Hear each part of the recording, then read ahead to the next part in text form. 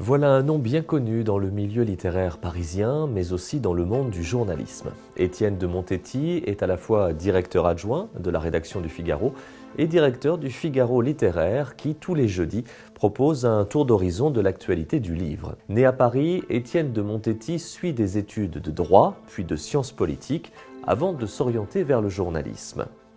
Mais il reconnaît aussi avoir besoin de s'isoler, de s'évader par la lecture. Et à se passionner pour l'histoire de la littérature, à côtoyer les auteurs contemporains, il était évident qu'Étienne de Montetti passa de l'autre côté de la barrière. En 1994, il publie son premier ouvrage, une biographie de l'écrivain et académicien Thierry Molnier.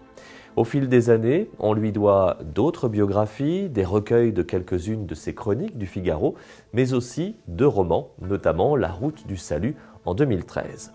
Voici aujourd'hui le troisième roman d'Étienne de Montetti, L'Amant noir. Fleurus du Clerc est né à la fin du XIXe siècle dans une vieille famille aristocratique.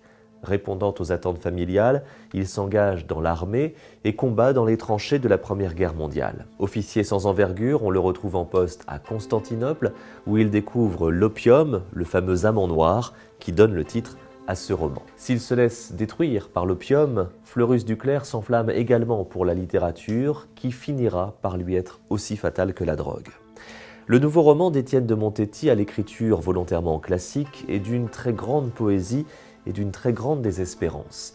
Hommage caché à Pierre Loti, conçu comme un journal personnel, il nous raconte un homme coincé dans le carcan d'une famille et d'une époque.